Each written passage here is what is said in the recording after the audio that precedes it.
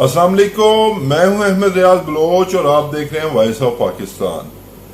پورے ملک میں اس وقت سیلاب کی صورتحال بدترین شکل اختیار کر چکی ہے، اور مجھے منظور وسان جو کہ خوابوں کے حوالے سے، پریڈکشنز کے حوالے سے اور تکوں کے حوالے سے، تو کیا کہتے ہیں پنجابی میں، مطلب جو آپ ایسے گیس کر لیں، کو گیس کیا اور وہ صحیح ثابت ہوا تو وہ تکے کہتے ہیں۔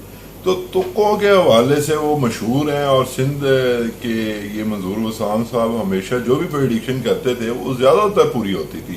جیسے شیخ رشید کے بارے میں یہ بات مشہور ہے کہ وہ ان کی بھی باتیں بڑی وہ مطلب اچھی ہوتی ہیں، اور وہ جو ان کی پریڈکشنز ہوتی ہیں وہ بڑی صحیح درست ثابت ہوتی ہیں۔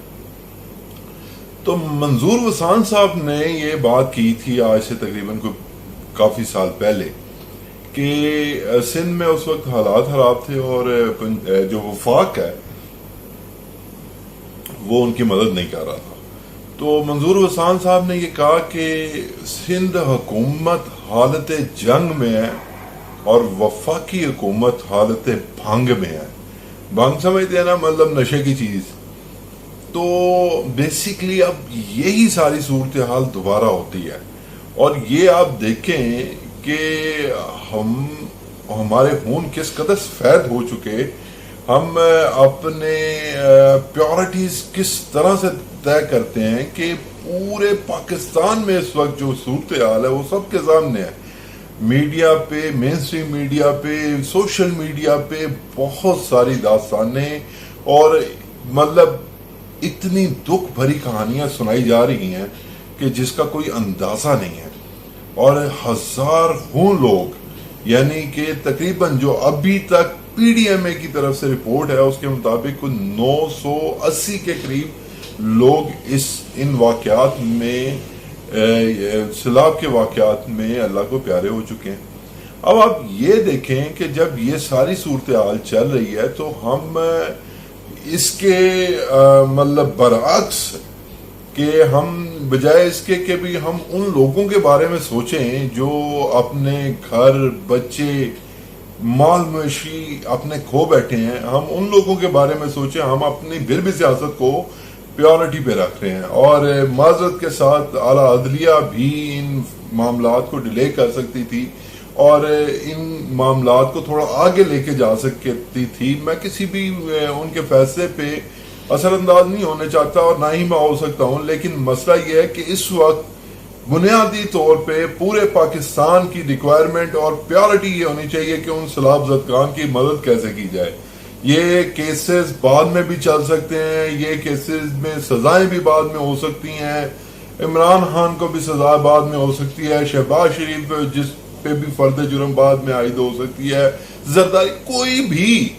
دیکھیں نا، یہ وہ وقت ہے، اگر آپ اس کا کمپیریزن کریں کہ وہ آرمی پبلک سکول کے بچوں پہ جو ظلم ہوا تھا، اور مطلب نہتے بچوں پہ اس ایک بھیانک طریقے سے ظلم کیا گیا تھا کہ پورے کے پورا پاکستان کانپ اٹھا تھا۔ اب مجھے یہ بتائیں کہ وہاں پہ سینکڑوں تھے، یہاں پہ ہزاروں ہیں۔ اب آپ دیکھیں کہ وہاں پہ اگر عمران خان صاحب دھرنا ختم کر سکتے ہیں تو اب یہ نیشنل ڈائیلاگ پہ کیوں نہیں آتے؟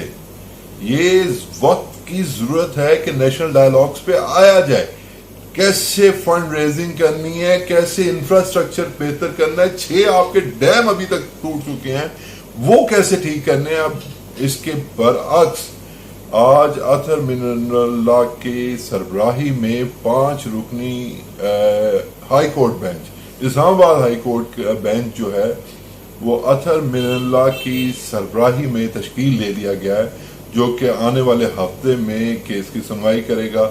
اور یہ کیس ہے بیسیکلی عمران خان صاحب کی توہین عدالت کے حوالے سے۔ تو یہی درخواست جو پٹیشنر تھا، مطلب دیکھیں نا، یہ آج خود نوٹس نہیں ہے، ٹھیک ہے، if I'm not wrong، تو اگر یہی درخواست گزاریاں مطلب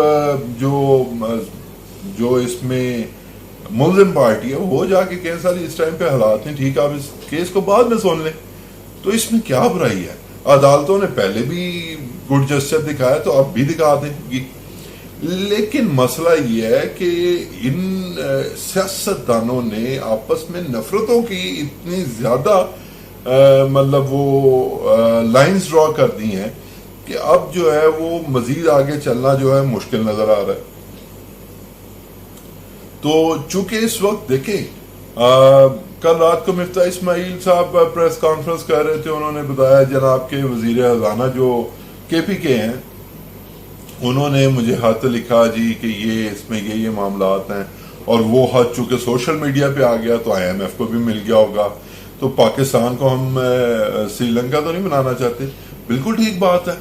آپ دیکھیں کہ ہمیں اس وقت نیشنل ڈائلاگ کی ضرورت ہے.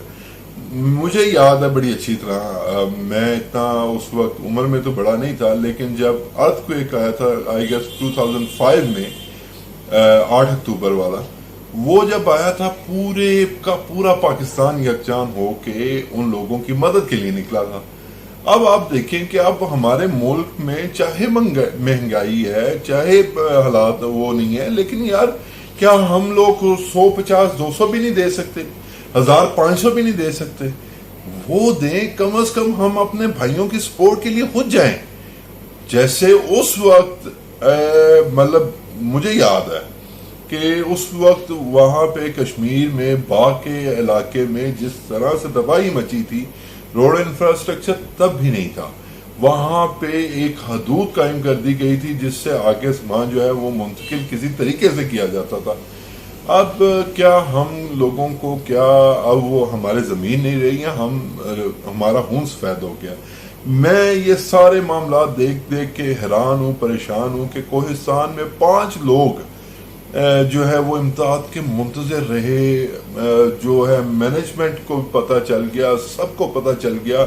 انسانی جانوں کی ویلیو دیکھیں کہ کیا رہ گئی ہے کہ ان 5 لوگوں کی خاطر, ایک نہیں 5 لوگوں کی خاطر کسی ہیلی کاپٹر کو نہیں بھجوایا گیا, نہ ہی امدادی ٹیمیں ارسال کی گئیں جو کہ ان 5 دوستوں کو ریسکیو کر سکتی تھی. اور آج یہی واقعہ ہرنائی میں پیش آیا جی.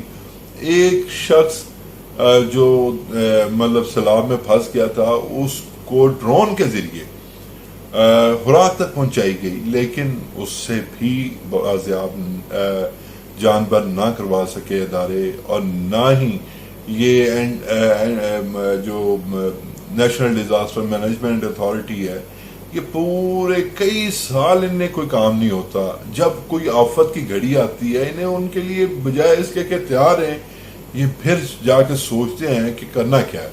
تو یہ پورے ملک کی صورتحال ہے جناب. ہمیں چاہیے کہ ہم لوگ جو ہے وہ اس ٹائم پہ سیاسی اختلافات چھوڑ کے, جیسے اب دیکھیں نا, یہ 25,000 روپیہ جس بندے کے جانور چلے گئے, بچے چلے گئے, گھروں کے مکان چلے گئے, گھروں میں کو کھانے پینے کی اشیاء خرد و نوش نہیں ہے, ان لوگوں کو 25,000 روپیہ دے کے کیا کریں گے آپ؟ دیکھیں 25,000 میں آج کل آتا کیا ہے, ایک بیڈ نہیں آ سکتا, بما میٹرس نیا بیڈ لینے جائیں 25,000 کا نہیں ملتا. میں عام بیڈ کی بات کر رہا ہوں, ویسے تو لاکھوں میں ہے, لیکن ایک بیڈ نہیں ملتا. تو آپ 25,000 روپیہ پورے کے پورے سیلاب زدگان کے لیے 35 ارب روپیہ مختص کیا گیا ہے, جس میں سے اس کا مین حصہ کوئی 38 ارب روپیہ مختص کیا گیا ہے, جس میں سے 15 ارب سندھ کے لیے جو ہے وہ گرافٹ کیا گیا ہے, گرانٹ کیا گیا ہے. تو یہ صورتحال ہے جی پورے ملک کی. تو ہمیں چاہیے کہ ہمیں کچھ لمحے کے لیے اپنے اختلافات بھول کے, اور جیسے کے پی کے حکومت نے کیا کہ انہوں نے تمام سرکاری عمارتیں جو ہیں وہ سیلاب زدگان کے لیے کھول دی ہیں, کہ آپ سیلاب زدگان کو کوئی مطلب ریفیوجی کیمپس میں یا مطلب متاثرین کیمپ میں نہیں رکھا جائے گا, کیونکہ جو شمالی اور جنوبی علاقے ہیں, جہاں پنجاب کے جو علاقے ہیں, اس میں یہاں تک خبریں آ رہی ہیں کہ سانپوں نے زیادہ تنگ کر کے لوگوں کے اموات کا وجہ بنے ہیں. تو اگر یہی ادارے کھول مطلب یہ اپنے جو جن کے عوام مالک ہے نا, یہ مطلب دیکھیں یہ جتنے بھی انسٹیٹیوٹس ہیں یا جتنے بھی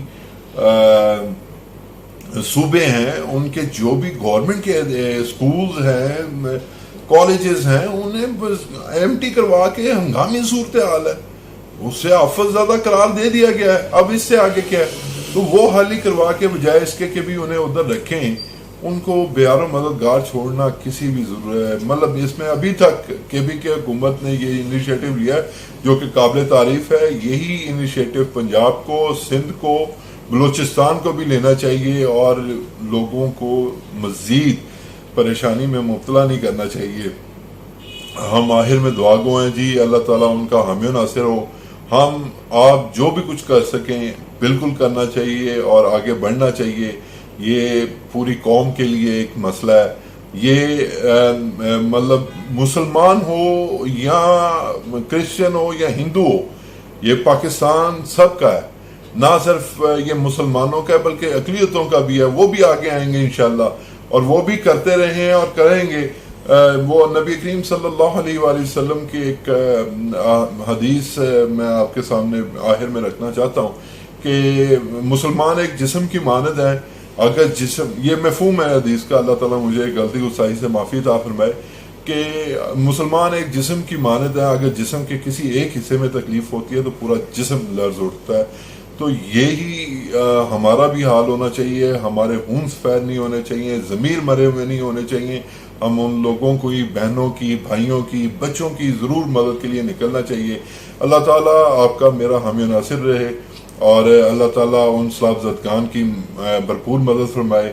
اس ویلاگ سے احمد ریاض بلوچ کو دیجیے اجازت. اللہ نے کے پاس.